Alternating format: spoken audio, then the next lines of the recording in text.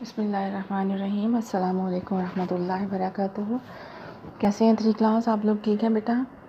چلیں جی جلدی سے بیٹا اپنی اردو کی کتاب کھولیں۔ آج ہم اپنا نیا سبق شروع کرنے والے ہیں، زمین کی دولت۔ ٹھیک ہے، زمین کی دولت یہ آپ کی کتاب کے صفحہ نمبر 67 پہ ہے۔ جلدی سے کھولیں اور میرے ساتھ ساتھ آپ اس کو پڑھیں گے۔ زمین کی دولت سے مراد یہ ہے کہ زمین کے پاس کون سے خزانے ہیں، زمین کے اندر کیا چیزیں چھپی ہوئی ہیں، یہ آج ہم نے اس کے بارے میں پڑھنا ہے۔ دیکھیں، اللہ تعالیٰ نے ہمیں بے شمار نعمتیں عطا کی ہیں۔ ہوا، پانی، سورج، چاند اور تارے سب اللہ کی نعمتیں ہیں۔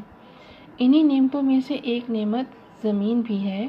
دنیا میں ہر طرف جو بہار نظر آ رہی ہے وہ سب زمین ہی کی وجہ سے ہے۔ نعمتیں کیا ہوتا ہے؟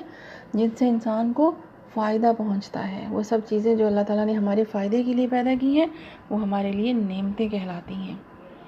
زمین نہ ہوتی تو یہ ہرے بھرے کھیت کہاں ہوتے، یہ پھل اور پھول کہاں سے آتے۔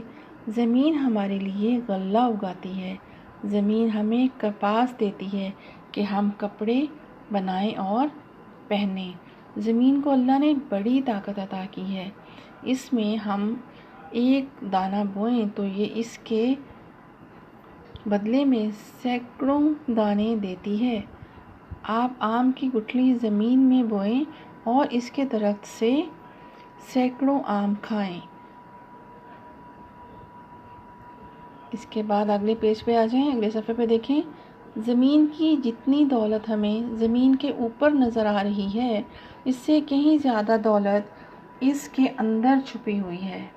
مٹی کا تیل جو ہم اپنے گھروں میں جلاتے ہیں زمین ہی سے نکالا جاتا ہے۔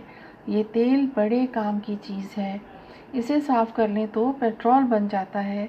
پیٹرول سے موٹر گاڑیاں اور ہوائی جہاز چلتے ہیں۔ جن جن ملکوں کے پاس تیل موجود ہے وہ بہت امیر ہو گئے ہیں۔ یہاں تک آج کا آپ کا سبق ہے۔